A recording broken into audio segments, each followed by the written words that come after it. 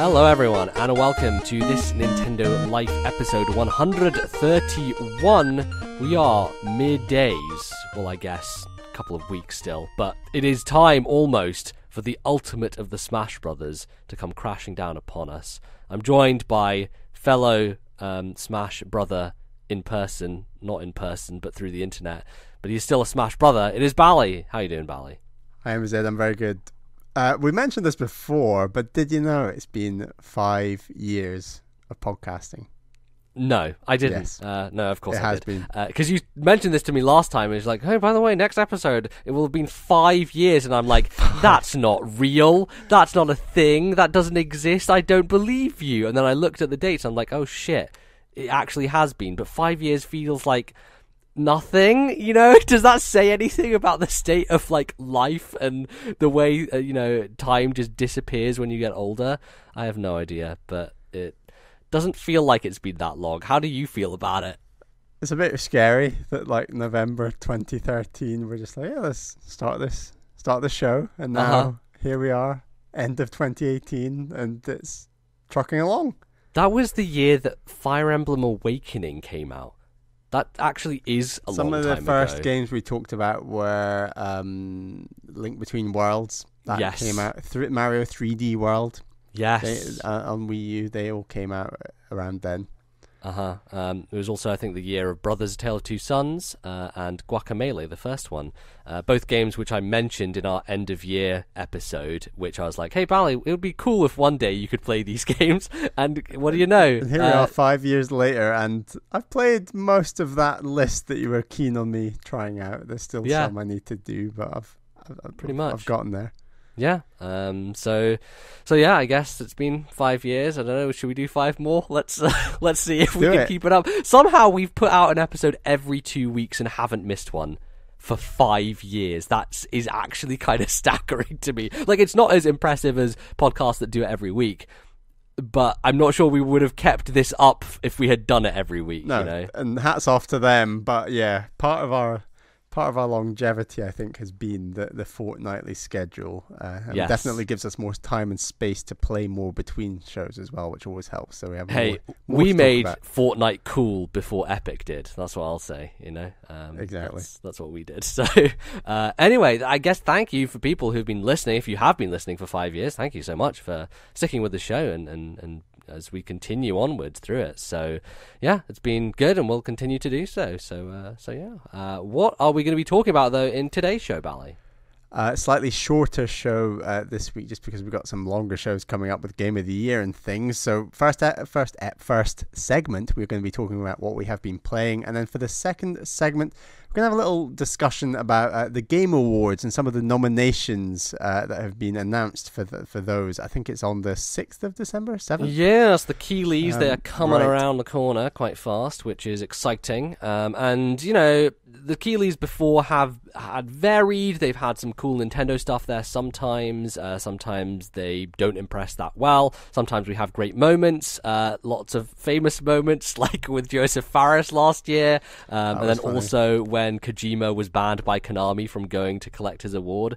So it has had a lot of drama in the past, but I think he is touting this year it's going to be the biggest in terms of announcements, which is I was going pretty cool. Add watching Breath of the Wild on a second screen. That was something that happened and was weird. Yes, something that happened that you were asleep I for. fell asleep. So amazing, which is great. So yeah, we'll wrap up a few thoughts on that in our second segment, and then as I mentioned before, Game of the Year is happening. It's something very, very important to us.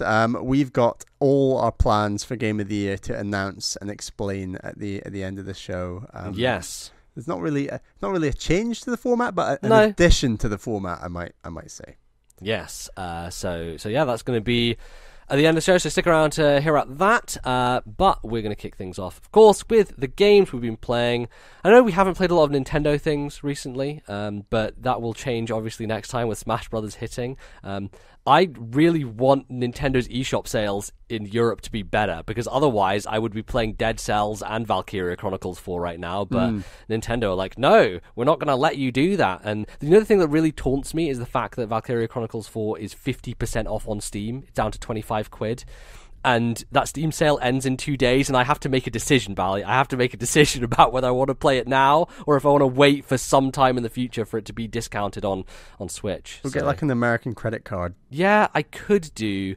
And there's that whole thing, actually, because you had the issue with when you got Okami, and there was like 1 cent left in your account, and you had to like get them to get rid of it. And I'm like, I haven't done that still. There's still 1 cent sitting in my American and I got account. a nasty warning from Nintendo of America, I think, being like, don't do this again. It's like, well, this was unavoidable, so I don't know what you want me to say. Yeah, I don't know. I might look into using one of those like Revolut accounts or whatever that you can use like international money and make it easy to do so. How is it 2018 and this stuff isn't easy yet? It's weird. I don't know. I mean, it's getting there. We're getting more easy with it, but boy, I need to get some of those played. But yeah, we have been playing a lot of different things. It's Bally, do you want to kick us off with some craziness that you dived into because of some Black Friday deals? Yeah, Black Friday happened. I'm not one of those people who's just, Black Friday's coming, I better buy loads of stuff. Like I've never traditionally been someone like that. I normally also because Black Friday didn't really exist in the UK until like 5 years ago. Sure, it's quite a new phenomenon, exactly. So I've always kind of just been like, right, I want to buy that game, and when it goes on sale, I'll probably pick it up, or if not, I'll wait, sort of thing. And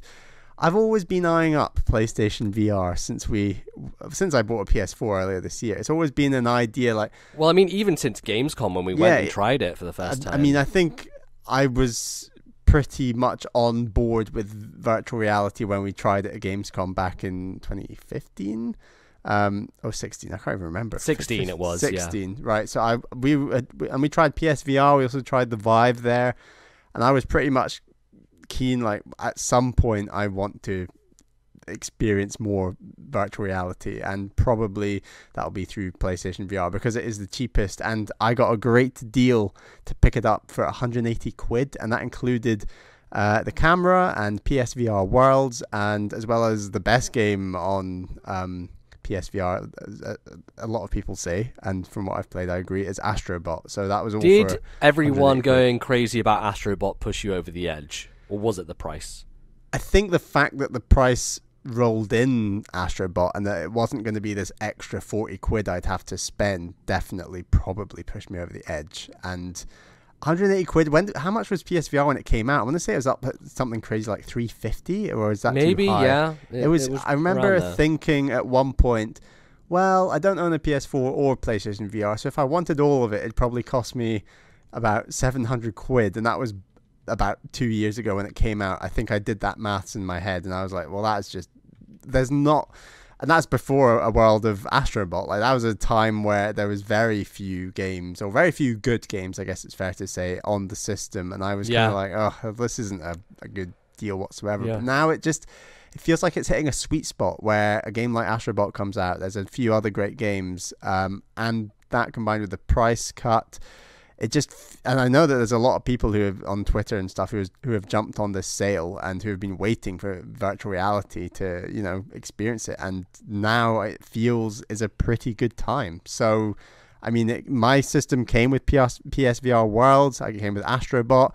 I also picked up online some cheap sales with Black Friday. I got Eagle Flight, as well as Batman Arkham VR. And when I was like getting all this VR stuff and getting really hyped, I was like, oh, but I've not got Move controllers. And then Caroline was like, well, I think it would be really good if I got you some of those for Christmas. So she was like, yeah, well, that's your early Christmas present right there. So she was like, here we go, Move controllers. So I've actually not even tried those out yet, but that'll be what I'll need to play for like Batman. And I know that Super Hot's on PSVR, which would be a great way of experiencing that.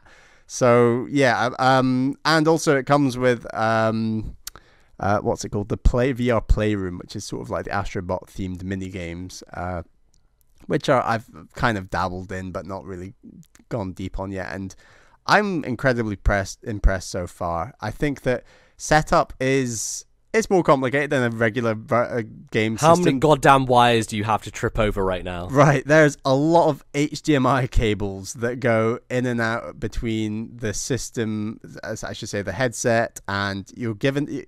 There's an extra box that requires its own power source that is basically It's like the a breaker processing box power. that you have to go through, and then that goes through to the TV and the PlayStation, and then back again. Yeah, so there's the camera plugs into the PlayStation, and then there's another HDMI that goes from the PlayStation to the box, and then there's HDMI that goes from the box into the headset. But ultimately, it runs back through the HDMI of the PS4 that it was originally plugged into. And this is the second wave of PSVR. Like, I think it changed slightly from the first model.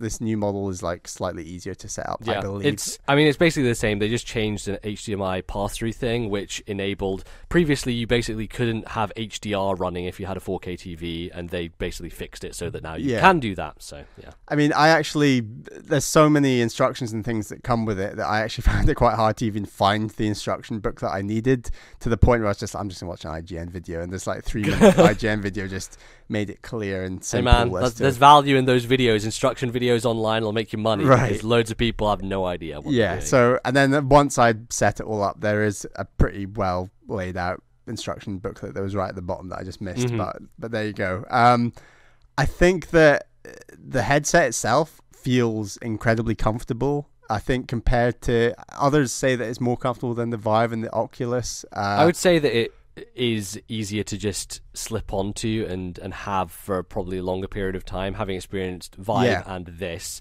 Vive is definitely like a strap in, like on your face you'll leave a mark on it kind of experience. Right. Whereas this is less so, and it's because it's positioned so it sits more neatly on your head. Yeah, the pressure points aren't really on the sides of your eyes like goggles or anything. The pressure points are kind of your sinuses, your forehead. How do you explain temples, that? Temples, maybe. I don't know. The sort of bit between your eyebrows, I guess, as well as like the back of your head. So I like it. I like it quite tight, because when I'm playing a game like Eagle Flight or even Astrobot, I like to. It's nice to shake your head around for certain things you have to do in those games. So the tighter, the better, and it means that like the headset keeps focus. So like initially when you put on PSVR, it's very easy for it to be blurry and not focused, and you're like, wow, this is blurry. I need to find that sweet spot. But once it's a knack, like once you get used to finding that sweet spot, and I've got my way of finding it, and then I tighten it and it feels good. So after about maybe half an hour, I would say my head does start to ache a bit at the back, but that's just because of my personal preference on how tight the band is. But I could, for example, play with it looser, but then the actual experience of flying in Eagle Flight or Astrobot, moving your head around, I feel like I'd lose focus a lot more. So it's kind of like finding a happy medium between how good do you want the gaming experience to be versus comfort. And that is a bit of a balance that I find for my personal head shape is a bit of a balancing act at times. But I mean, I'm not really feeling inclined to play it for more than like half an hour, 45 minutes at the moment. The idea of sitting in that thing for 1 to 2 hours feels a little bit too much for me at the moment. I need to kind of get used to it. And yeah, one thing I was really concerned with, this was something that happened when we tried that Batman Arkham VR way back at Gamescom, is like the white light that just all come up from like underneath your cheeks. And I was concerned that like I could see the world around me just if I looked down. And I was like, how do you stop that? But it's actually really easy to do with PSVR. If you put your hands by your cheeks and then force your fingers up into the rubber panel, and then just pull down the rubber panel so that it sort of flops down onto your cheeks. It just seals perfectly with your cheeks, and then it stops all light getting in. And it's actually really easy to do and work. It feels comfortable, works really well, and cuts out anything completely. So you're just completely absorbed in the darkness. Completely absorbed. I would say the game. And I'm trying to remember what Vive felt like versus PSVR, and I'd say it was slightly... Vive was very much strapped on because it was the goggliness right, of it. But I mean in terms of space. So like with PSVR, you can see black bars at the side. Like it's not... You're not getting close enough where it's so immersive to the point where you can't... If you look with your eyes left and right, you're not completely immersed. You can actually see like a black... wall, and that's essentially the end. That's the goggles, like the end of the goggles. So yeah. I do think Vive might have been better at that, where the screen is closer and wider, and that just makes a difference in that sense. So like there is room for improvement. It's not perfect.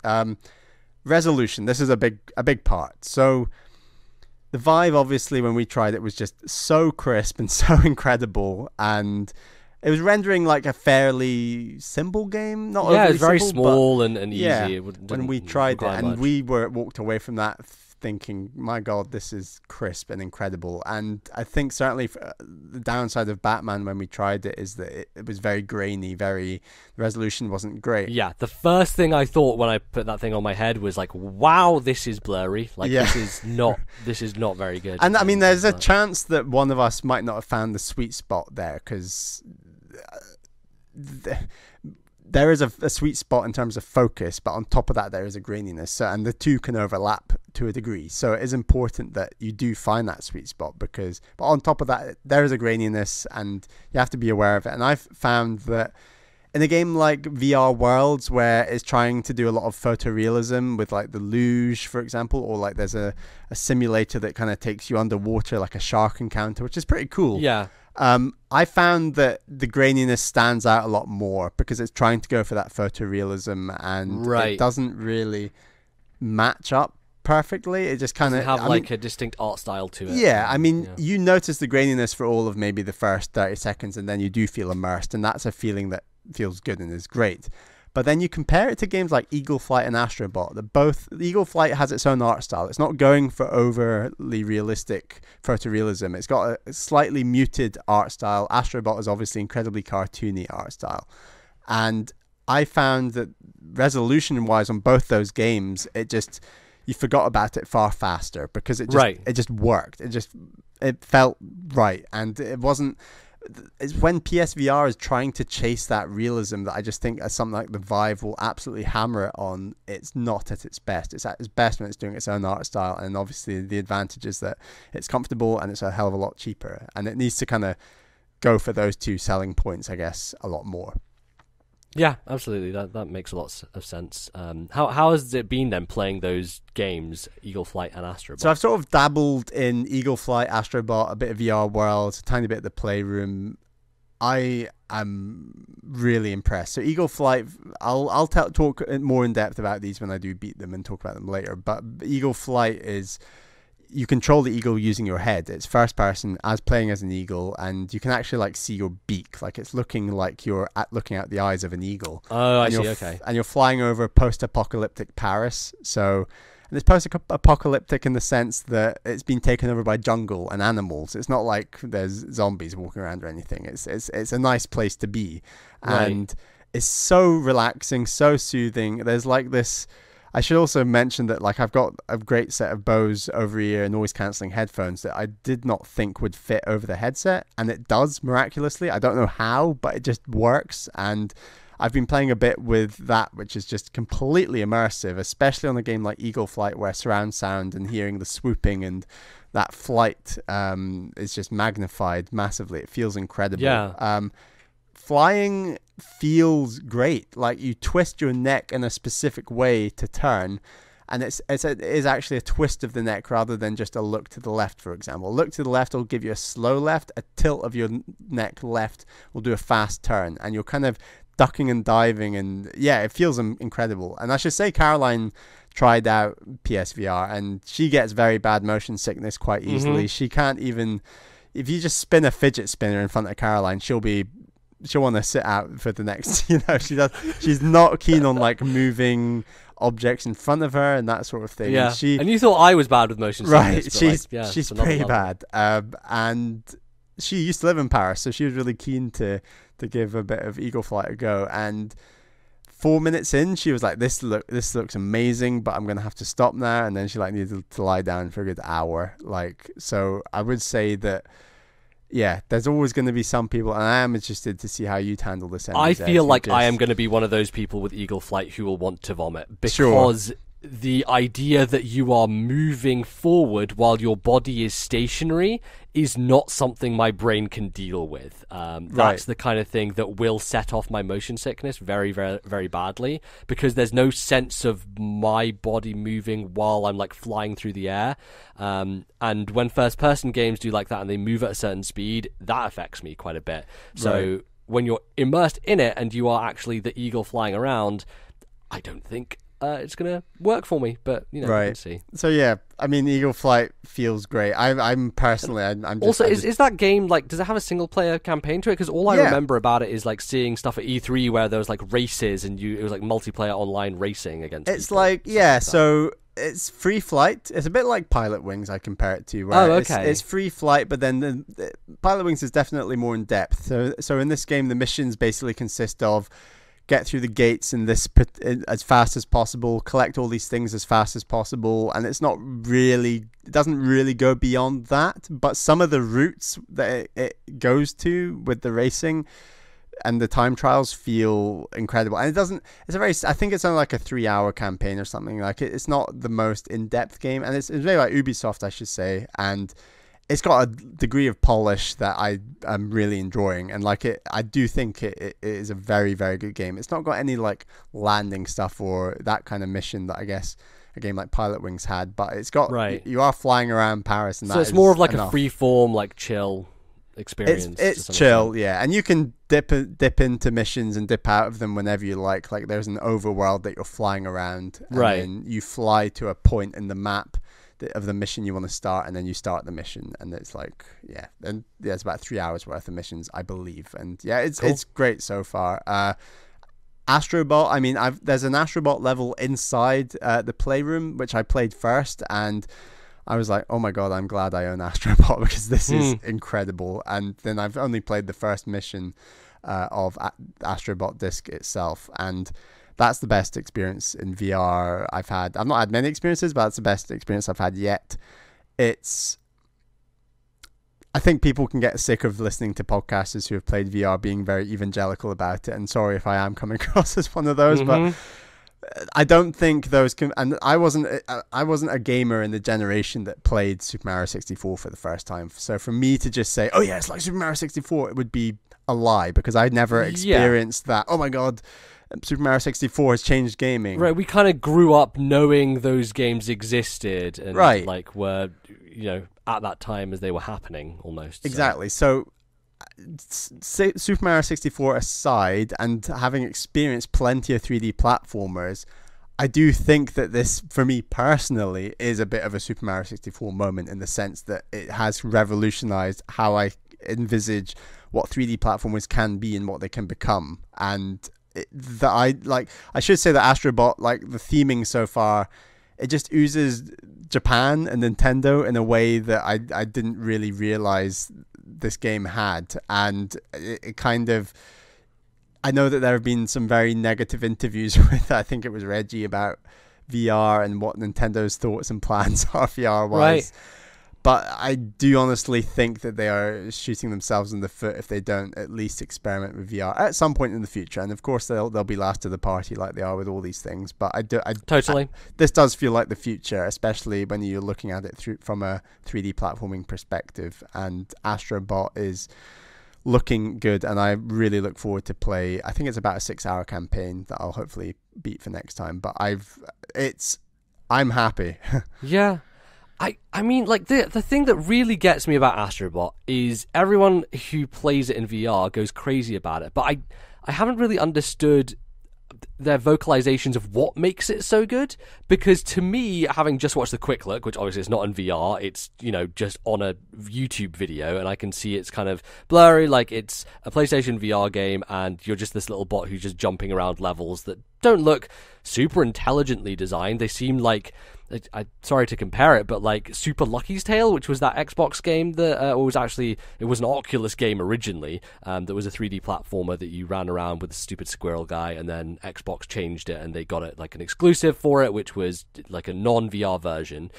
It kind of just looks like you're collecting coins and jumping on things, and like there's some perspective stuff, but looking from the outside in, it doesn't seem revolutionary in terms of its level design and game design. So I agree. I don't know how you can convince me, but there must be something about being in VR that changes about it, you know. Yeah, I think that the fact that you can see your controller, and your controller is essentially augmented reality inside virtual reality, if that in a funny way, where you're replicating a physical thing in the game that you're holding. Right. Okay. And the way that interacts with the world around you. Like, as I said, I've only played like 1 or 2 levels, but it's that interactivity combined with take 3D Land on 3DS when it came out, yes, and the way that you can visualize platforms in a 3-dimensional space.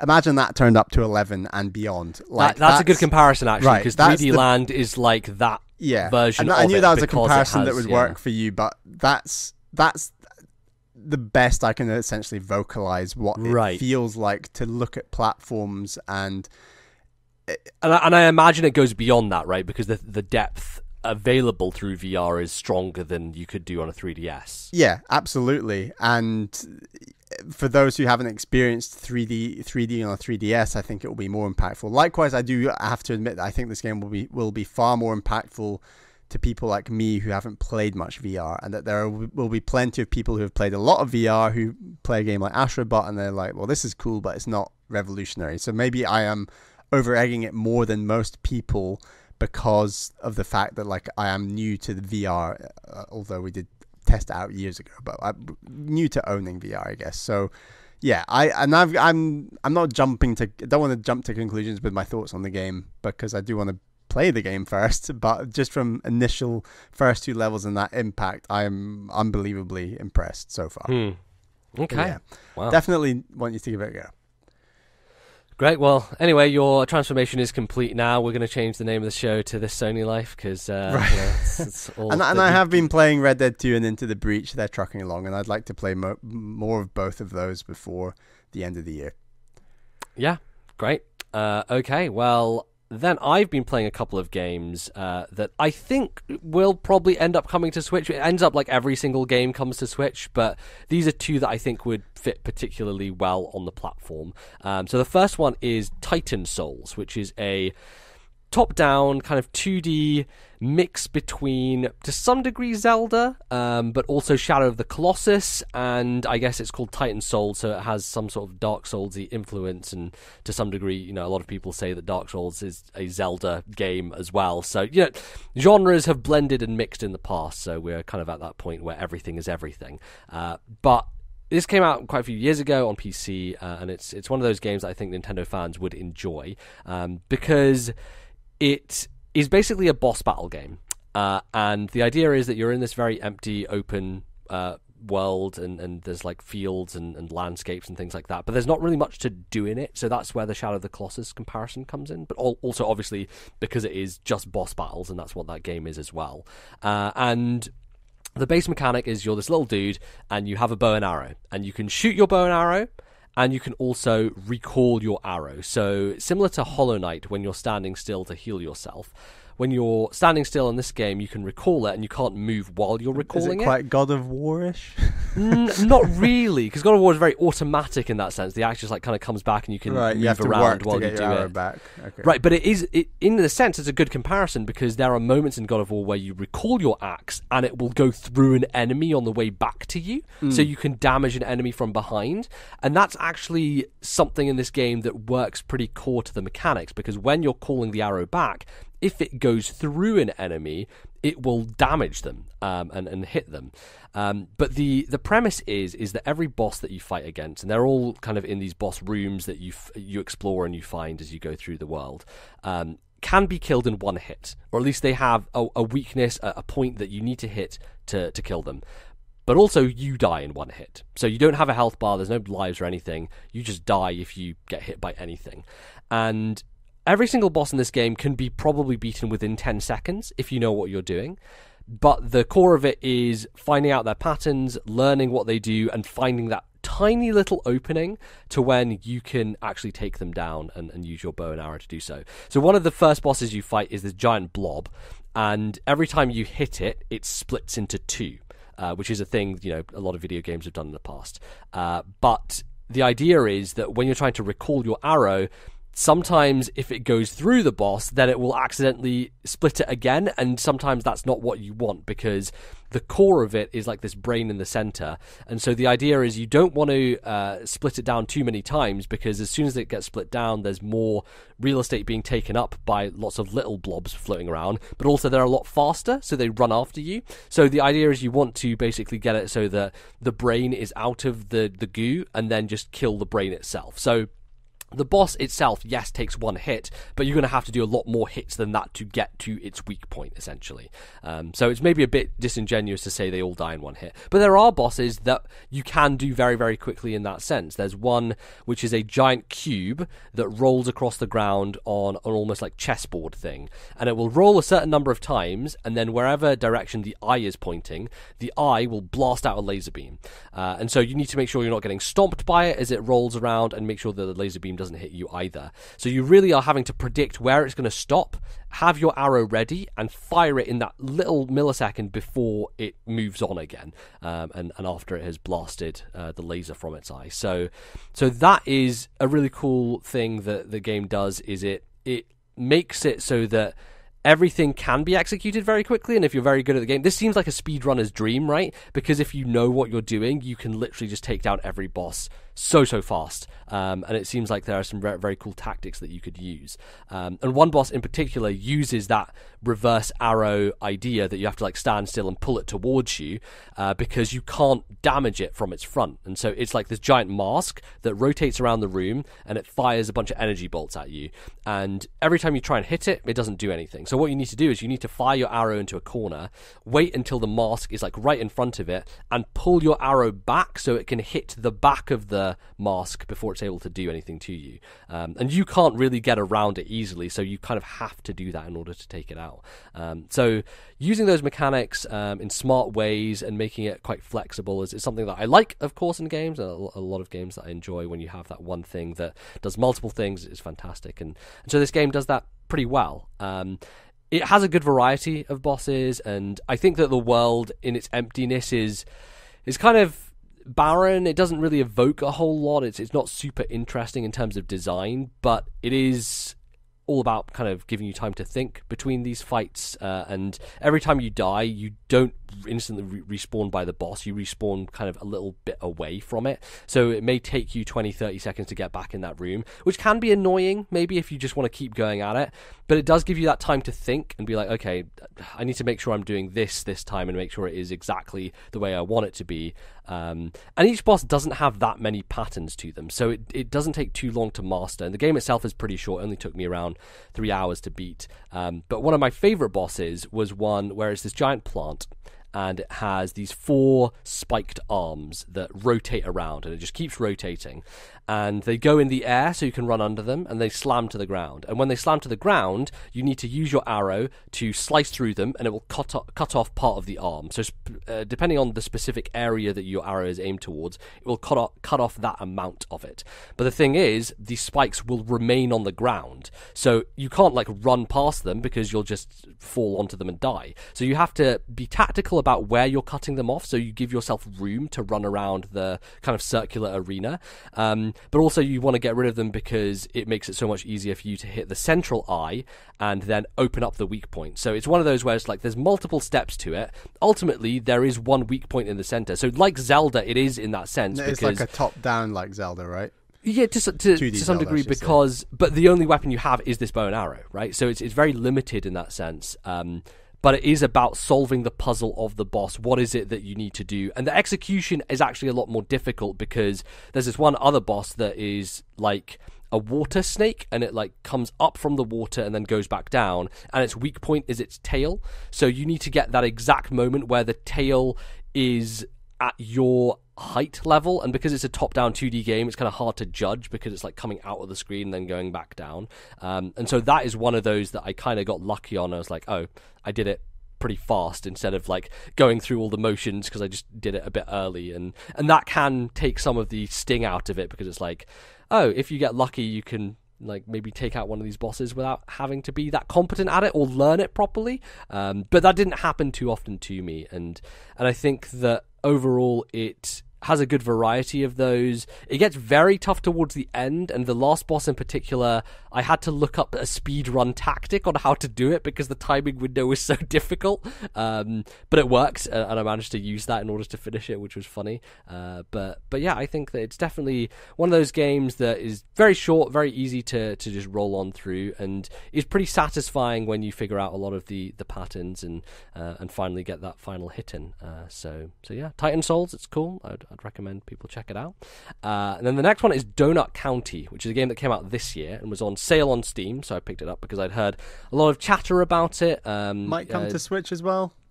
I think it's a good candidate to come to Switch. It's already on iOS because it works perfectly with touchscreens. But the idea of this game is by Ben Esposito, who I can't remember what he's worked on before, but he's worked for some other indie studios, I think. And he was on the Giant Bombcast, Beastcast, and stuff like that. And I heard a lot about this game leading up to launch because of, he's kind of well known in the indie sphere, as it were. And the idea is that you control a hole in the ground, and things fall down that hole. The setup is that you're like this girl who's friends with a raccoon, and you live in this town, and in this town there's a donut shop, and they work at the donut shop, and every time someone orders a donut through this app, a hole appears instead of a donut, and I can't remember. It's a very weird setup, but anyway, this hole appears in the ground, and essentially the whole story is told from the aftermath, after like the entire town has been sucked underground, and you're going around all the different citizens, and they're telling you about when they ordered the donut and what happened to their situation. So it'll do the little story bit, and then it'll zoom up to the level, and the level is you just taking everything into your hole. So it's like Katamari in reverse, where instead of like rolling everything up into one giant ball, you're sucking everything down, and your hole is just getting larger and larger. And it's very simple, but very satisfying. It has a gorgeous, like, pastel-y art style to it, and the physics work so well. It feels like when you're rolling over objects, and like cactuses are falling down, and you're getting boxes, and just even like little tiny pieces of grass. Like, there are a lot of tiny little details that you can, dismantle and fall down the hole, which you wouldn't think of. You'd think usually in other games they'd be like background elements, but one of the first levels you do, there's like tiny little bits of grass that fall down there, little kind of stone panels that you would use as like footwalks and stuff like that just roll down, and like long pieces of wood, and all this stuff feels very satisfying to do, and you can control it all with just the mouse, and that's what I used. I just sat there with my mouse just going around. I could have used the controller and used the stick, but the mouse felt quite natural and quite easy to use, so I was able to kind of go through it with that. And there's no fail state, there's nothing along those lines, and every time you get something down there, it just gets larger and larger, and eventually it like zooms out, and you're just downing whole houses at once, and it's just very satisfying. There's a certain sense of, cleaning up is one of those things that I think human beings innately want to do, but also a lot of us are too lazy to do so. I don't know. I think that people like things being clean, but a lot of people are too lazy to make things clean. And so this is just kind of a hole that everything could fall into. Right, they'd be exactly. Like, this is kind of like a video game fantasy of just like making something clean and getting rid of things. So it's a deep message to this game.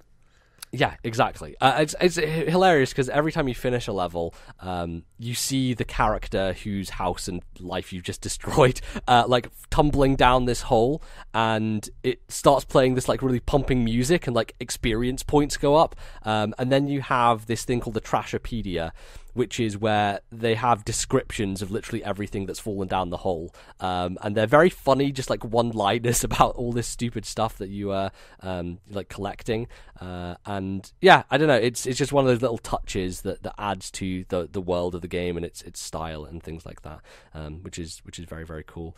And it doesn't necessarily get that complicated. I remember like Jeff Backlor talking about how his son really fell in love with this game because it is so simple, and it's very, very easy to pick up and play and understand. But it does have a light element of puzzle solving to it.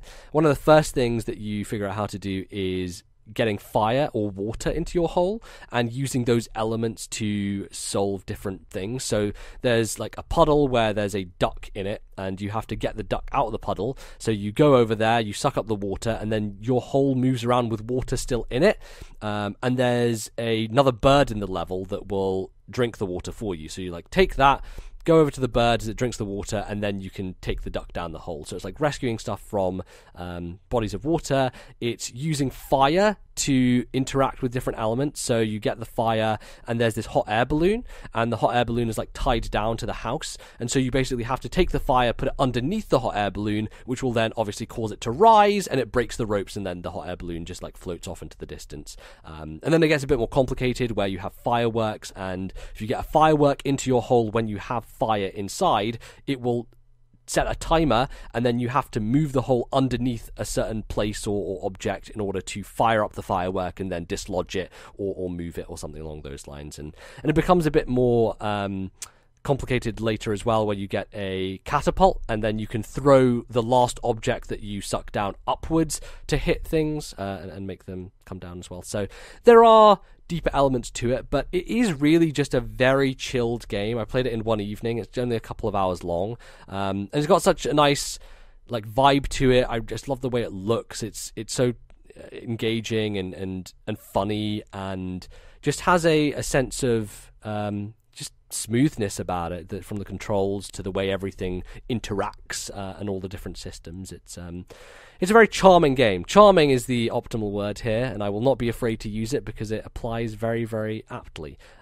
So yeah, I recommend people check it out, and I do think that it should come to Switch. I think both of these should, honestly, because they feel like perfect fits for the platform. Obviously, the touchscreen controls on iOS could translate very nicely. You could even throw in some motion controls, because Nintendo, God only knows, want to shove that into every indie game possible so that they have some new thing to tout about it when it comes to their platform.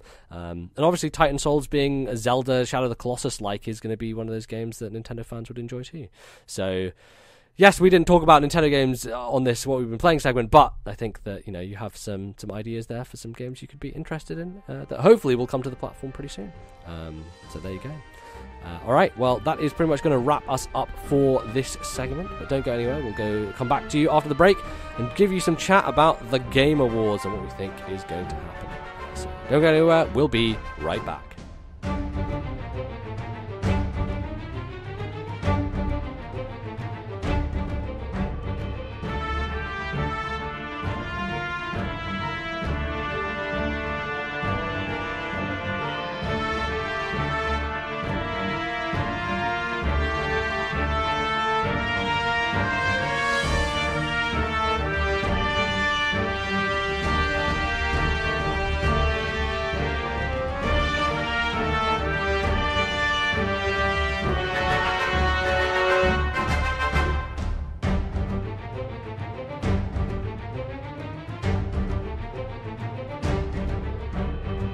Alright everyone, welcome back to the show for the second half, in which we are going to be discussing everyone's most wonderful time of the year.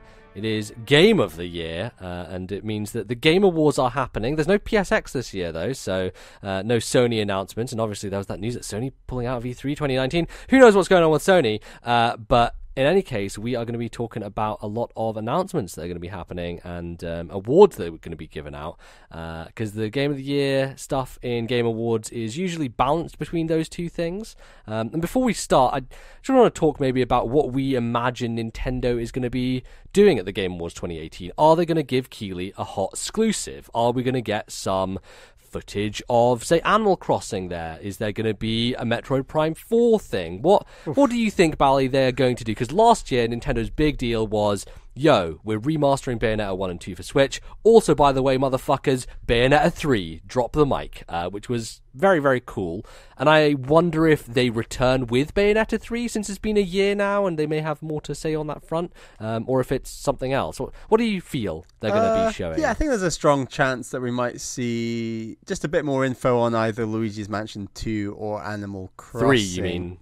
3, sorry, yes, yeah. Or Animal Crossing. I think that I mean, Metroid Prime 4 would be an absolute showstopper if they do have anything to show on that. But I think that if they did have anything to show, they'd be insane to show outside of E3. So I don't know, man. Like Game Awards, they showed the first playable footage of Zelda. Really, it was a weird way to show it. But yeah, that was weird, very weird.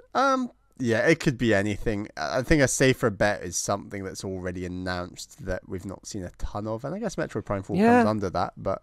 I don't know. Yeah. I mean, their E3 wasn't major because they focused all their energy on Smash Brothers. Smash Brothers is going to basically be out by the time the Game Awards happens, so I don't know if they're going to be pushing it. But the first DLC character of Smash Brothers. That could be a thing, yeah. I don't know if that's what they want to do. That'd be a good way of promoting their hottest game of the holiday season and at the same time luring in DLC for those who are already going to get the game like us. Right, yeah, like get people to pre-order that DLC as soon as possible. That's definitely a thing they could do. I don't know, more DLC for other games. I really want to see what Monolith Soft is working on, obviously, and I loved Xenoblade 2 and Torna, and that team works pretty quickly, and I don't know if it's fast enough to show something already when they've just shipped Torna, but... What about Retro? What about Retro? Yeah, exactly. What about motherfucking Retro? I mean, like, if we take the idea that Bayonetta 3 was a new game announcement last year, Nintendo have done new game announcements at the Game Awards previously, that could be possible. It's just a question of what stage it's most appropriate for. Is it the Star Fox Grand Prix thing that everyone was chatting about before E3? Is it something completely different? Who knows? So yeah, I think Retro is definitely a good shout. I think likely... I don't know. I feel like Metroid Prime 4 is weirdly likely, and I don't know why I say that, but... Yeah, maybe I'm just getting caught up in your way of thinking...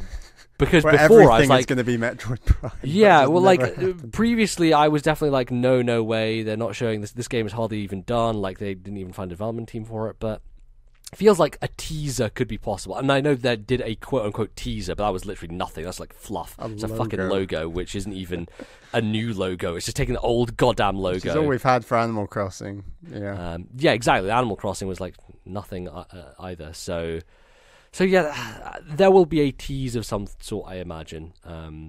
Because Nintendo, it seems like they have a good relationship with Keighley, and obviously Reggie has banter back and forth. But I hope that they do something cool like that. I think it'll be more details on a game we already know of. I'm going to say that. Which is, okay. I know is leaving the goal wide open for me. Right, but that's a safer bet, I would say, overall. And probably more likely to happen.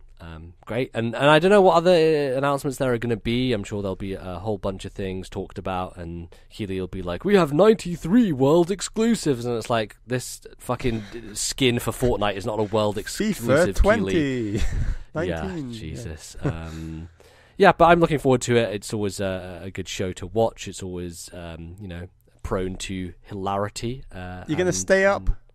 I don't think I will be able to. Yeah, I think it's going to be too late, and I'm going to have to wait until the next day to watch it.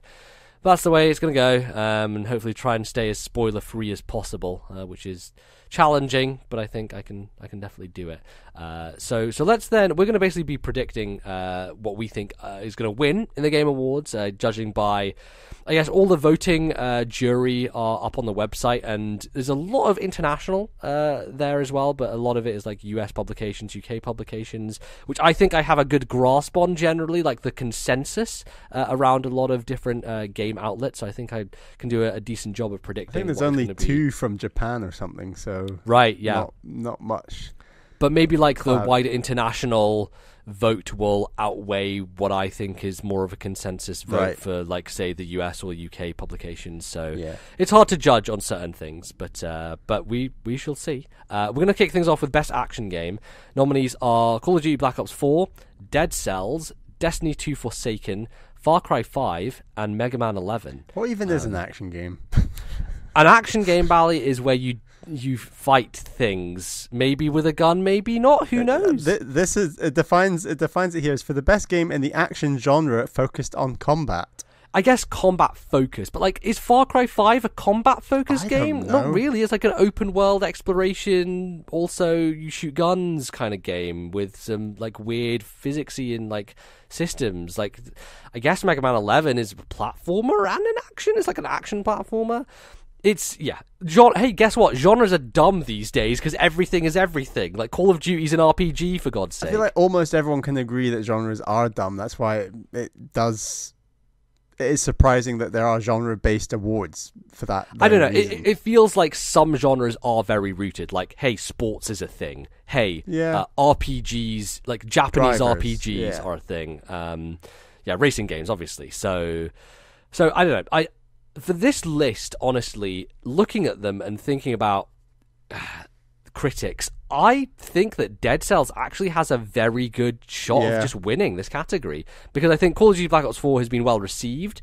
I don't know if people are blown away by it, but I think people really like it. Far Cry 5, I forgot even existed. People like Destiny 2. They do, but like, how many people are still playing Destiny 2, considering the state of that community? And Mega Man 11, like, it got pretty mixed reviews. So I'm going to say Dead Cells. What do you think, Bally? I'd go for Dead Cells. I think Destiny 2's close second runner. I agree. I don't think Mega Man quite made it with the reviews to get anywhere near winning this, I think. Yeah, it would be cool, but I think Dead Cells is probably not only the best game on there, judging by critical consensus, but also the one that I think will probably win. Next up, we have Best Action/Adventure Game. Basically, here's the Sony third-person games behind the back camera. You do things. With a story often, I guess. With a story, yes. Assassin's Creed Odyssey, God of War, Marvel's Spider-Man, Red Dead Redemption 2, and Shadow of the Tomb Raider. This is a category I can get behind. These are games that I like playing. You know, this is my style. This is good. These games were the reason I bought a PS4 kind of games. Yes, they're like, exactly. That's what I want. Yes. So this comes into, like, will they give the award to a different thing because they're going to give the Game of the Year award to another thing? Because 3 of these games are nominated for Game of the Year. Which they have traditionally, I believe. They do try to kind of share it around a bit. I think there were a few. Breath of the Wild definitely won at least 3 awards or something last year. Yeah. Including this category, I actually believe. But right. So yeah, it is possible to get duplicates, but where possible, it does feel like there's a tendency to try and share the glory. Yeah, I think in terms of action adventure and really capturing that spirit. So a game combining combat with traversal and puzzle solving. I mean, like, I think God of War embodies that better than all the other games on this list. Most of these games don't even have any puzzle solving. No, exactly. But you know, it's one of those kind of, I guess it's based on Zelda almost. That's the core. It's hard. I think I'm gonna say God of War, even though potentially Spider-Man or Red Dead could take it. I think in terms of best when I think action adventure, I think God of War is actually embodies that very, very well. So I think that I guess the second place of Game of the Year will likely win this category. Right, so it depends on what you think Game of the Year is. And we'll get to Game of the Year later, but I think it'll be second place, so I think it's between God of War, Spider-Man, and Red Dead. But okay. I'm not going to... Not going to plant your flag in the sand, okay. Not going to put my flag down now, because that will reveal Game of the Year predictions, I guess. Okay, so then we have Best Role-Playing Game. So we have Dragon Quest XI, Monster Hunter World, Ni no Kuni 2, Octopath Traveler, and Pillars of Eternity 2 Deadfire. I just want to say, like, a tough one. Ni no Kuni 2 got skirted over massively, it felt like, earlier this year. Or unless I missed it, but it felt like not many people played it or talked about it, or those that didn't have a great ton to say on it. Yeah, I heard quite a lot of chatter about Ni no Kuni 2, but I forgot it happened. And also, I think it was quite divisive. There are a lot of people who found it far too easy and didn't like it as much as the first game. They thought that it didn't, have that same engaging narrative to it. But I've heard a lot of different opinions on it. A lot of people really like it. I want to play it eventually, but I think it's too contentious to win this category. I think, honestly, because of the impact it has made this year and the franchise now being bigger in the West, Monster Hunter World, I think, is actually going to win here, even though I wouldn't really classify it as an RPG. It's an action game, Yeah. Like, it is 100% an action game, and I don't know why it's put in this category. What happened to Xenoblade Chronicles 2 Torna? Bally. The thing is, Xenoblade Chronicles 2, the base game, is allowed to be nominated. Right, like, yeah. That game, because it came out in December, yeah. is available to be nominated. And I know that there were certain publications who did nominate it, but clearly not enough of them did for it to get onto this list, which is a crying shame, because I think that game actually is better than all the games on this list. So yeah, that's a tough one. But I think Monster Hunter World is going to win this, as much as I don't think it fits in this category at all. Yeah. I mean, I actually think Octopath might have a little chance. I think there were a lot of people who liked it. It didn't get like glorious reviews, but those that liked it a lot. But yeah, and I wonder if the people voting will look at this list and be like, well, Monster Hunter isn't really an RPG. Let's choose the actual RPGs on this list as opposed to that game. I'm sure for some reviewers, critics, voting panel, they will take that view. It's just about how many, I guess, and it's impossible to say. But yeah, I guess if it is like, what's the best of these games that did the best this year, and what we think is better, Monster Hunter is probably going to get it. But I guess Octopath Traveler is the dark horse. Yeah, definitely. Then we have Best Ongoing Game. So we have Destiny 2, Fortnite, No Man's Sky, Overwatch, and Tom Clancy's Rainbow Six Siege. I mean, Fortnite's going to win, isn't it?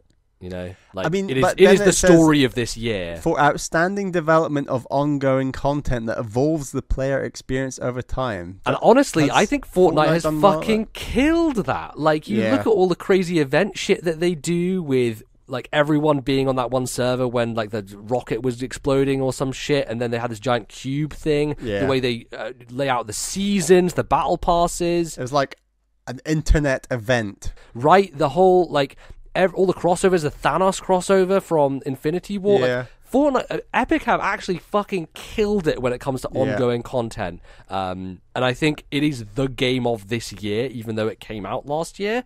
It has embodied 2018 more than any other game, and I don't think there's any competition it is going to win this award. Has Overwatch done much to evolve content? I mean, you know, Overwatch is one of those things that just continues to do what it does well, which is put out new characters, put out new maps, do the seasonal events, and just keep trucking and be a good experience that keeps updating. They constantly change characters to adapt them to the meta and make it just still something that I keep wanting to go back to. So it's not been revolutionary, but it's kept doing what it does well, and I keep playing it. So, but in terms of these games, Fortnite is the one that I don't think can be beaten. So yeah, I agree. I think your reasoning is good. I think it's got very strong chance of winning this. Yeah. Then we have Best Game Direction, which this in the past has really been like, here are the Game of the Year nominees again, and this one isn't quite that. And I don't know. I think this is more looking at it from, do innovation. We have some, or we have like some visionary who is behind it, because we have A Way Out that is nominated, obviously Joseph Fares, Detroit Become Human, which I'd argue about David Cage, but it's another matter, God of War, Marvel Spider-Man, and Red Dead Redemption 2, which are obviously like the three big Game of the Year nominees. This one, I think actually Red Dead 2 might win this one, and I think it's because of the boldness of it, in its design and direction, and the density of it, that is going to get the props for. Because I think a lot of these games do stuff well, but I think Red Dead 2 is the one that people will reward for, I don't know, vision, I guess. For its realism, its vision of going for realism and carrying it out, I guess. Yeah. Right. I mean, A Way Out arguably doesn't stick the landing quite on what it was going for, as much as I loved that game. It's a very cheesy game that we enjoyed a whole bunch. Yeah, and I'd love Joseph Fares to go up and get an award for it, because that would be great. That would just complete the circle. Exactly. I guess the way that you're looking at it, for that vision of what they're going for, I guess it does have to go to Red Dead Redemption 2. But again, this might be one of those categories where it might be the second place for Game of the Year. So if Red Dead did get Game of the Year... Like, does God of War win one, then Marvel Spider-Man wins one, then Red Dead? Maybe A Way Out could even sneak it, just because it's not one of those big three, and it's better than Detroit Become Human. I really don't think A Way Out has a chance in hell. I would really love don't. It. I'd love it to it. But yeah, I guess I'd bet that Red Dead would win this. That's what I'm going to go for. Okay. Then we have Best Narrative, and the nominees are Detroit Become Human, God of War, Life is Strange 2 Episode 1, Marvel Spider-Man, and Red Dead Redemption 2. I feel like this is actually, I actually feel like Spider-Man is a shoe-in here. I think Life is Strange 2 actually will probably challenge it the most. Right. I think I've heard a lot of people be very, very effusive with their praise about that game, and I do want to get to that eventually. I've traditionally just watched people play Life is Strange on YouTube, but I would like to play the actual game Life is Strange 2 myself. And I really enjoyed Captain Spirit. I think I kept calling it Captain Sparkles, and I was like, that's not the correct name. The Adventure of Captain Spirit, which was kind of like free demo thing they put out before Life is Strange 2 came out, and thought that was excellent, like really, really good. So that could give it a shot, but again, this is one of those categories where we have the same nominees just popping up again and again. And I would say Spider-Man for me was the most impressed I had been in terms of surprise, maybe, because I didn't expect it to have a narrative that was that strong. And I think that's the attitude from a lot of the reviewers I've heard from and things. They were pleasantly surprised by how good that Marvel story is told. And yeah, I think it's better than pretty much every Marvel movie, honestly. Yeah, I think I can pretty much agree. And I think it was very strong. I'm not all the way through Red Dead 2 yet, and God of War was a very strong story, and I've not played the other two. But I don't think this is God of War for all that it's good at. I don't think the narrative is the best bit of that game, arguably. So yeah, it's hard. I think that it does a lot of it's world. Like that Joseph Anderson argument. Like, it does so many existing things well, and it's hard to argue that one is better than the other, perhaps. But yeah, I'd go for Spider-Man. Great. Then we have Best Art Direction, which is one that is always tough. Keep seeing the same games coming up again and again. Yeah, well, it's that tough balance between like what's this thing that's very super high AAA budget. I mean, technical. An award like Art Direction, I'd love to just see more unusual, smaller games in there. Yes, it feels a tad lazy, I might argue, just to include games like Assassin's Creed, God of War, Red Dead 2, perhaps. But that's just me. Yeah, all for their own reasons, I guess. But yeah, so you've said Assassin's Creed, we have God of War, and we have Red Dead. We also have Octopath Traveler and Return of the Obra Dinn, which is a game I've been hearing a lot about recently, and it's one that I want to check out. But I have seen the art style for it, and it's pretty striking. Like it's this almost I don't know. There's like a lot of dots, and it's first person, and it's not really sepia. I guess it's like it is black and white as well, and it's very interesting the way that it looks. I don't think it's going to win. I think honestly, I would love for Octopath Traveler to win because I think it is so creative and different. But I do think Red Dead is probably going to take it, just considering the spectacle of a lot of that game. It's done photorealism maybe better than any other game I can think of, arguably. Yeah. And like the way that dead deers like hang off your shoulder and the fur and the detail is just like, Jesus Christ. It really is insane how much work was put into that. Yeah.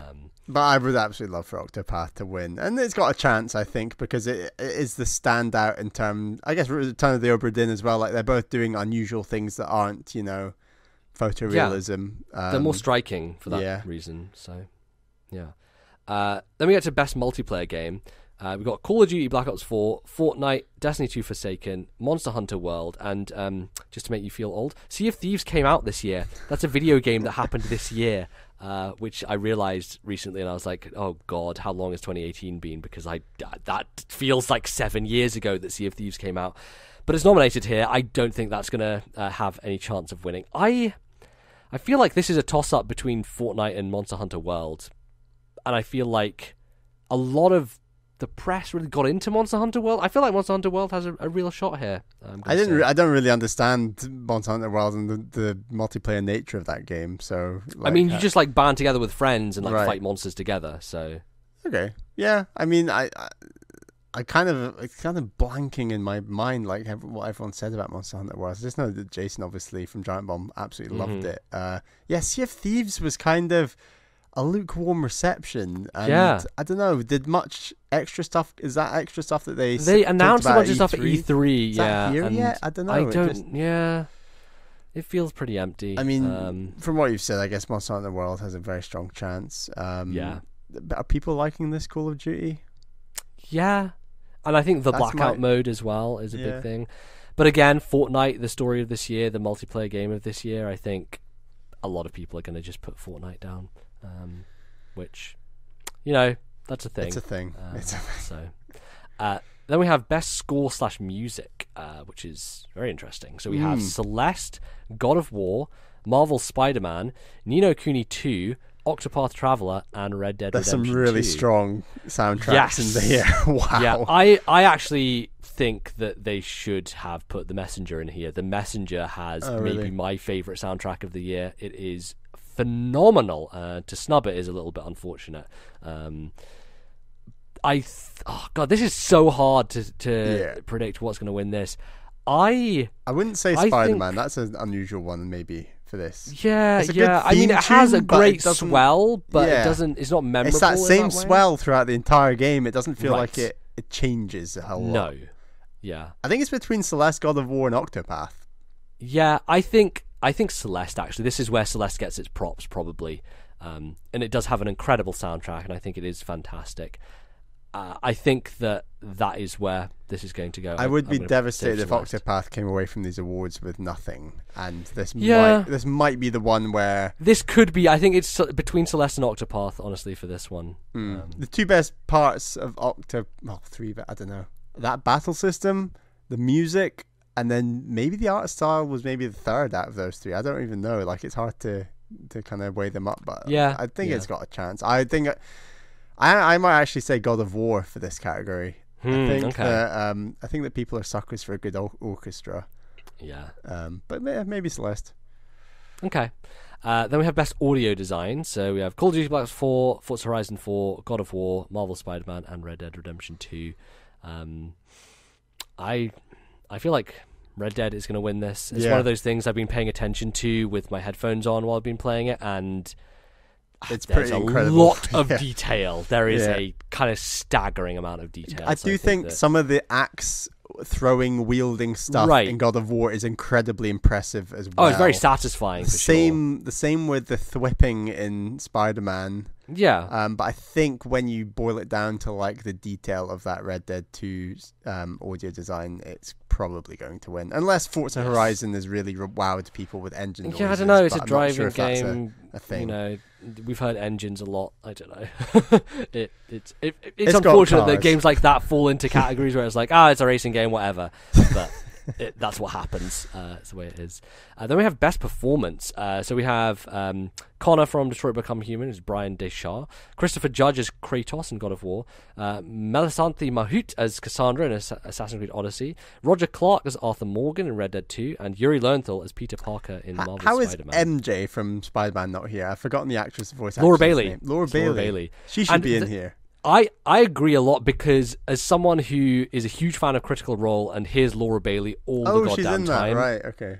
Yes, and I can recognize most of the voice actors from Critical Role when I hear them in video games now, which is very fun and weird. I forgot that it was Laura Bailey, and that is very, very impressive to be able to create a character and have a voice that is similar enough to her real voice, but is different enough to where it embodies that character, and that I lost that sense that it was her. Because a lot of times when I'm playing through games, I know the Critical Role voice actors. It will kind of take me out of it because I can tell it's them. Do you just think about Ryan Reynolds every time you see a Pikachu now? I mean, yes, clearly that's the weird thing that happens. But I would say that she has a very impressive performance there. But honestly, I think Yuri Lowenthal killed it as Peter Parker. Yeah. I think he's amazing. And there are so many really good performances this year, which is really, really hard to Christopher say. Judge as Kratos was great, but I actually there are characters in that game I enjoyed more and thought their voice acting was. It's hard to describe voice acting. I can't just say stronger because it's not stronger necessarily, but there are the characters like Mimir that maybe aren't major enough characters to include in there. Even Brock and Sindri, who I think are great. So perhaps they were more exciting voice actors in a game like God of War. But I this list, I am liking Arthur Morgan a lot. Honestly, I think Roger Clark is going to win it because things that happen later in that game and things he has to do with his voice is astonishingly impressive. And I think that he is going to win the award because he really embodies that character in a way that is very, very, very impressive. So I think he is going to win. As much as I think Yuri Lowenthal kills it as Peter Parker, I think the scope and the depth of the performance that he gives is on another level. Yes. So there you go. Yeah, I agree. Then we have Games for Impact, which is basically, here's the liberal game that people like. So it is. So we have 1111 Memories Retold, Celeste, Florence, Life is Strange 2, and The Missing JJ Macfield. You're gonna have to remind me on a few of these what they are. I'm not sure about 1111 Memories Retold. Okay. Missing is a game from Swery65. It's very weird. It's this woman who, like, her body pieces get chopped up into pieces, and you can, like, roll around as the head and stuff, and you solve puzzles. It's a very weird game. It's 2D as well. It's strange. Okay. I think that this is between Celeste and Florence, honestly. Florence is a mobile game that people are talking about a lot at the start of this year that you can pay for. It's not a free-to-play bullshit. It's like a very short, like 1 hour story game that I need to get to and I need to play. I think both Celeste and Florence are in the running. I think Celeste is probably going to win it, honestly. Just because the way that it handles anxiety and the way that it the gameplay builds into struggle and things like that. I think it's just so exceptionally well done, and I think it is going to be the one that people vote for. Yeah, I mean, I don't know much about any of these games, but I certainly support you on Celeste. Great. Then we have Best Independent Game, which Celeste again. We have Dead Cells, a lot of good games here. Into the Breach, Return of the Obra Dinn, and The Messenger. Strong category. I played 4 of these games, and I think they are all... No, 3 of these games, sorry, and I think they are all fantastic. And, man, that's hard, but I think it's between Dead Cells and Celeste, and I think Dead Cells might win this one. Yeah, I mean, I've not played Dead Cells, and if people do prefer Dead Cells to Celeste, then so be it. But I guess it might go. I think it'll go to Celeste. I think that there's probably more agreement on that game over Dead Cells, but that is quite a strong statement, I realise. Yes, definitely. We'll see. Then we have the best game playable on a dedicated mobile device, and we have Donut County, Florence, Fortnite, PUBG Mobile, and Reigns Game of Thrones. What a weird fucking category. Mobile games are strange, but like this is such a... Like putting PUBG and Florence in the same category is such a weird thing to do. But it's the way it is, I guess. I think Fortnite wins everything, so Fortnite probably is going to win this. Also because I think, from what I've heard and people talk about the mobile version of Fortnite, it is a very impressive version of that game. And the fact that it works on a phone and runs well is something to be lauded, I think. So yeah, I'm going to say Fortnite. It's the Fortnite year, even though it didn't come out this year, but there we go. Here's your category, Bal. It's the best VR game. It's me. We've got Astrobot, we've got Beat Saber, Firewall, 0 Hour, Moss, and Tetris Effect. I didn't realise Moss came out this year. This must be the strongest VR. Maybe I'm only tuning into enough VR games now, but this seems like an incredibly strong lineup compared to perhaps last year in terms of virtual reality. Yeah. And I guess it's got to be Astrobot. I know that there's been a lot of good things said about Beat Saber. We're kind of in that period where it's only just come out and I've not seen a ton of reviews yet for it. So Astrobot has like the head start in that sense, but I doubt it's going to be more impactful than that game, and it's got to be Astrobot. Although I hear amazing things about all the other 3, Firewall, Moss, and Tetris Effect. Like they all sound very strong experiences. Definitely. So I would agree. I would say Astrobot just because what I've heard. Best fighting game, we have BlazBlue Cross Tag Battle, Dragon Ball FighterZ, or Dragon Ball Fighter Z. Fucking that name. God damn it, why? Soul Calibur 6 and Street Fighter 5 Arcade Edition. This is between Dragon Ball and Soul Calibur.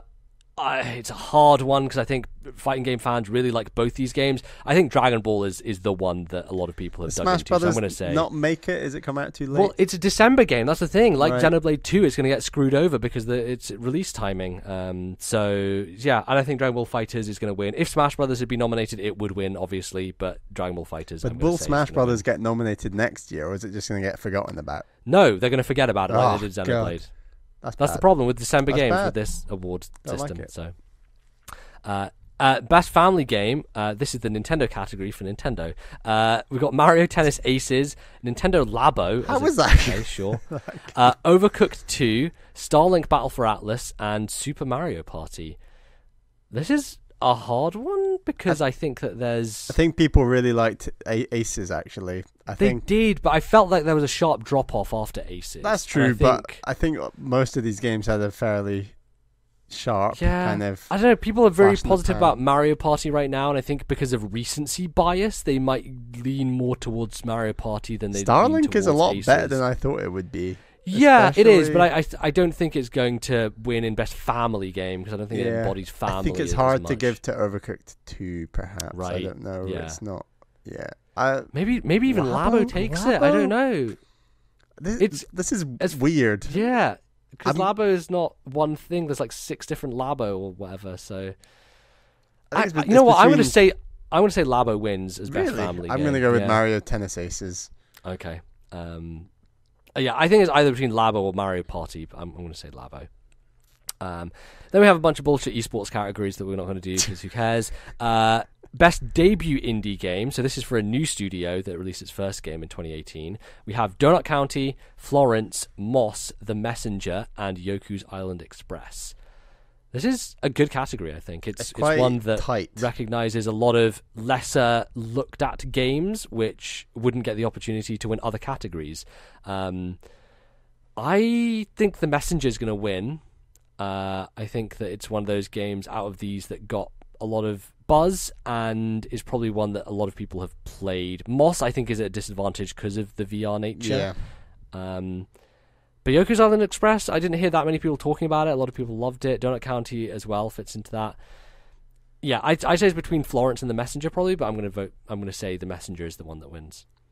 Yeah, I guess with what you say, The Messenger, it is difficult with a game like Moss because how are all these people voting in this meant to have played all these games? And like, what is the likelihood of most of them have even played Moss? Like, it's well, I mean, that's the thing, is like that's why they do it with publications, because they have teams of people, so they can have that particular person speak to that experience. Yeah, so okay, that makes sense. Yeah, no, so I guess that would give Moss a bit more of a chance, but I guess I'd side with The Messenger. But Moss might be close second.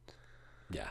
Okay, great. Well, that is all the regular categories. Then we have the final one, which is Game of the Year.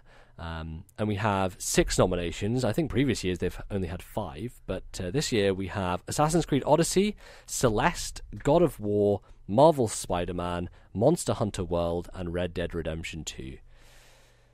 So, this is pretty hard to predict, because I think that if you were to be just looking at the US, UK publications, I actually think God of War would win. That said, with everyone else counted in, there is more of a, I wouldn't say generic, but the consensus becomes a lot wider. And I think that Red Dead has a larger chance. But I do think it's between those two games for Game of the Year. I was going to say, when you started talking about the consensus being wider, I thought you were about to say it gives Spider-Man more of a chance, actually. Maybe, yeah. I would probably side with Spider-Man over... I agree. I think God of War is the favourite. But I think if you are looking at that wider appeal to a wider audience, I think the Marvel Spider-Man probably has a stronger chance over Red Dead 2.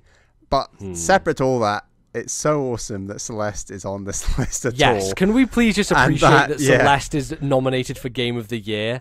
Oh my goodness. Because you look at the budgets and the manpower put into all these games compared to Celeste.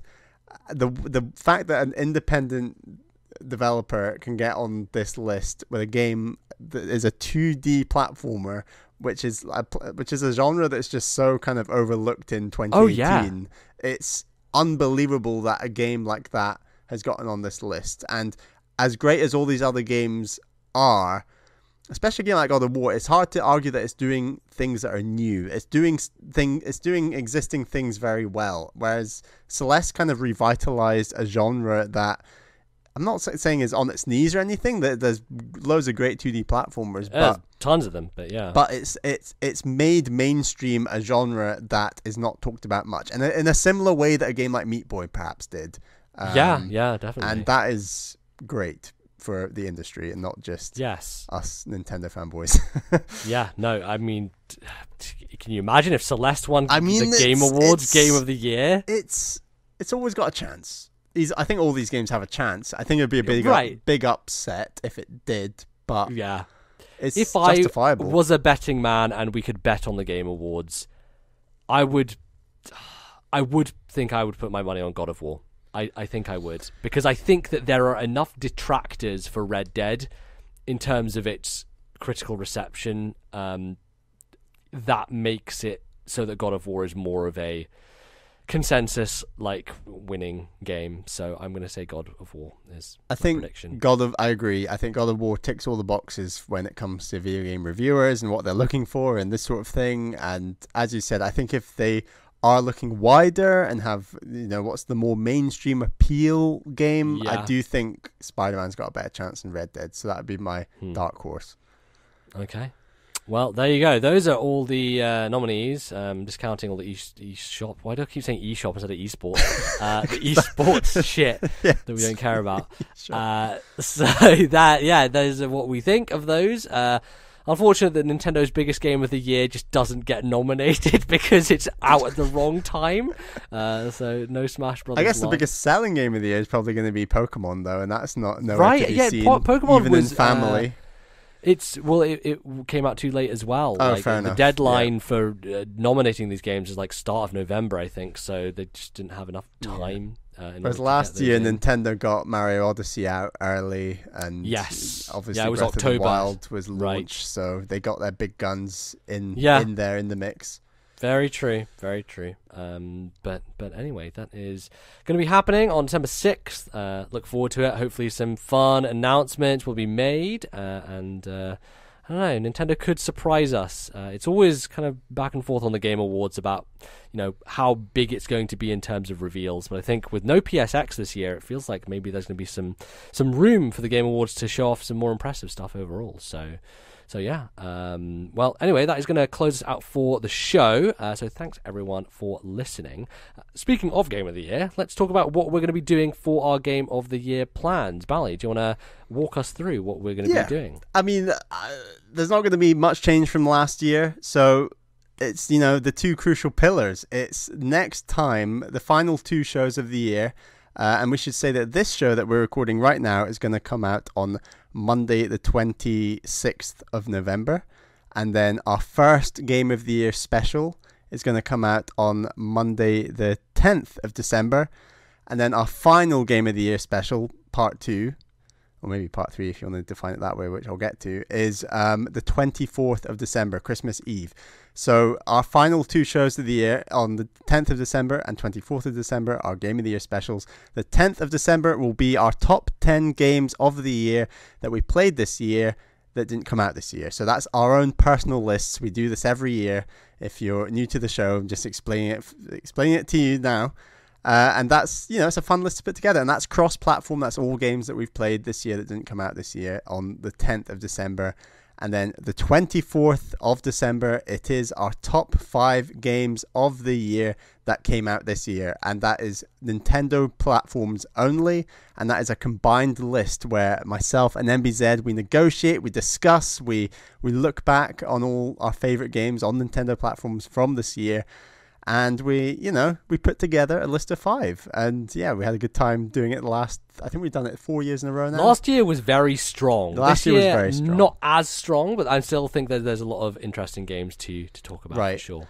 And as mentioned in just those Game Awards nominees, there has been a lot of games coming out this year on non-Nintendo systems, I should say. And, we thought, I've bought a PS4 this year, and we've played a lot of those games. There's a lot of very strong games in that category of games that came out this year that aren't on Nintendo systems, and we want to give them a discussion, a place to do that. So we've decided that, and for those who support us on Patreon, you will already be aware of our show TNL Ranks, and we are due out with a show of TNL Ranks in December, and we've decided that's a good time and space to have our top 5 games of the year on non-Nintendo systems. So any games that came out this year on non-Nintendo systems, we will be doing a combined top 5, which of course is unusual for TNL ranks. Normally it's a personal top 5. So we're going to do a combined top 5 in the month of December, and that's going to come out on the Monday between those two episodes. So it's going to come out on Monday the 17th of December,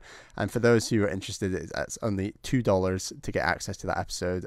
All other patrons, you will already have access to that episode. So yeah, we're introducing a third pillar for a bit of discussion on non-Nintendo games that came out this year that often we overlook on the show just because of the nature of what we want to cover. Yes, and as a Nintendo podcast, we have to have a third pillar because that's what Nintendo did back in the day with the DS, so it must be done. So that will be a lot of fun. I'm looking forward to it and talking about all the different things. Yes, and we also obviously have been talking to you a lot about iTunes reviews, and if you can go there and give us a review. And we did get some reviews, so Bally, do you want to take it away? Yeah, just following on from what I was saying about that third pillar and covering games that aren't Nintendo games but came out this year. We had someone who wasn't too happy about this, so I'll read this review and then we can have a quick discussion. But sure. This chap said, I won't name them because it's quite negative, but they say, I don't want to be one of those people who think the show should only be about Nintendo, but at least before Bally got a PS4, I could count on at least one Nintendo game per episode. I have been a subscriber since episode 40, but had to unsubscribe today. The show is going in a direction that I don't much care for. I would recommend it for anyone wanting to hear about Steam, PS4 and Nintendo, but if you're looking for just the latter, I would skip it. So, yeah, we're open to comments and criticisms, wherever they come from. 2-star reviews like that you can do if you want to. Yeah, absolutely. If you agree with this gentleman here. And I think it is fair to say that, yes, I think the nature of the show has maybe evolved and changed, and I obviously have bought a PS4 this year and have been playing a lot of PS4 games and just recently bought PSVR, and I think that previously the show perhaps and this was mainly in the era of the Wii U, I would argue, where the Wii U had a stellar virtual console lineup, and there were a lot of classic games that both myself and MBZ hadn't played, and we did a lot of playing of those games, and perhaps especially more so on my side, where MBZ might have played more Steam PS4 games to talk about in the show. Mm-hmm. There'd always might always be the counterbalance that Bally would always play something on the Nintendo system, because those were the only consoles I owned. So I think it is fair to say that the show has evolved, and that, but I think there's a cooling off period with that, right? Because I think that you have PS4 now, but I think it's more you're like in the afterglow almost of it. I think that we'll rotate back round more and be more Nintendo focused. And I think also 2018 as a year for Nintendo first party specifically has been pretty weak. And so it's been supported by a lot of independent stuff and a lot of like third party re-releases, which I'm not going to spend 40, 50 quid on a Diablo 3 thing, when, that I can get access to that somewhere else. And I know a lot of other Nintendo podcasts will cover stuff like that, but I just don't see the point, when it comes to those types of re-releases. But, it's something that we can evolve with and change. So. I mean, Nintendo is still our bread and butter. It is still what we are playing the most. I appreciate this year I've probably played more other systems than Nintendo's. Well, it's hard to say. It's probably quite not. Tight. Probably quite not. tight. I think it's just perception-wise. Yeah, absolutely. And we'll get to that with Game of the Year. But yeah, just to say, it swings and roundabouts. I think the nature of what we play and what we talk about in the show will keep changing and evolving. And certainly in the 5 years we've done this podcast, it has done tremendously. And yeah, I guess that leads into another review from someone who was a bit more positive on the show, which is nice to hear. Who likes the show? Yeah, so this is from Scotty G713, who says, this is absolutely my favourite podcast. Listening to MBZ and Bally talk about games makes me feel like I'm listening in on a conversation with two friends that I've had for years. They both have a passion for the games they play, and there's plenty of humour in their conversations too. I never leave their podcast without having had a few laughs and a huge smile on my face. P.S. Sometimes they toss in a big dose of Star Wars talk for free. So yeah, we do like to throw in the Star Wars specials for free, as this reviewer says. So yeah, just a couple of reviews. If you'd like to leave a review at the end of the year, it would be the perfect Christmas present for myself and MBZ. If you've been wondering, it's coming up to Christmas, what should I get Bally and MBZ? Put your money away. We don't want it. What we want are the iTunes reviews. Yes, so, yeah, please. We'd really appreciate any more reviews. But yeah, thank you very much for those. So we talk about Patreon, MBZ. I mentioned it absolutely. before. We want to thank all our patrons for supporting us, of course, but we do have some special patrons who we're going to shout out. Yes, thank you to our top tier patron. That is the sponsorship level and above. That is, of course, Daniel V. Thank you so much for your support. And thank you to our two $10 tier patrons. They are my girlfriend Caroline and also Atari Alex. Thank you for your $10 support. And yeah, as I said before, we've just done an episode of TNL Takes for November, and we talked all about Scotland. So that's all episodes you can download. I think we're up to 12 now. That's for $5. You can get all 12.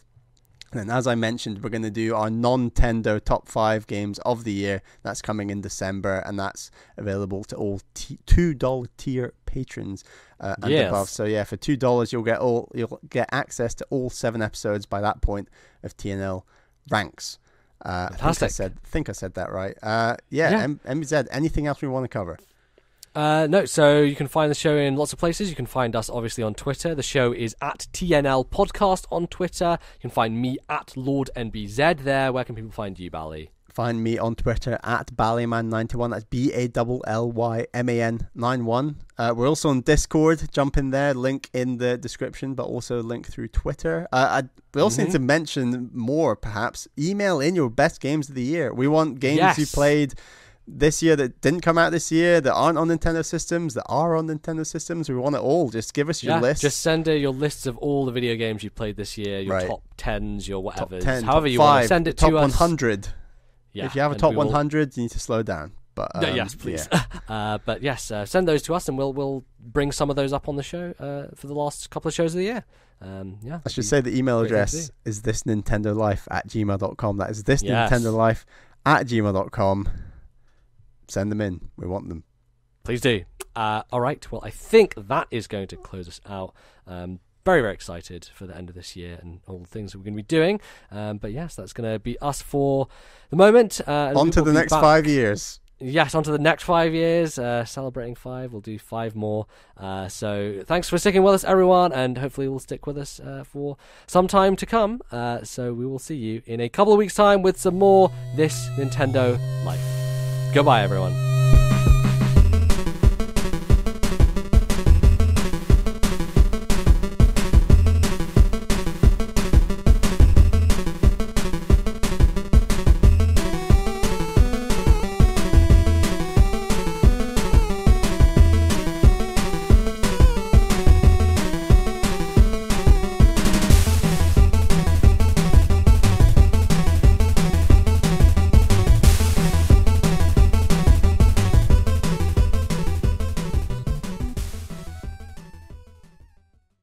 The musical interlude used on today's show was Titans from Titan Souls. Copyright Acid Nerve 2015.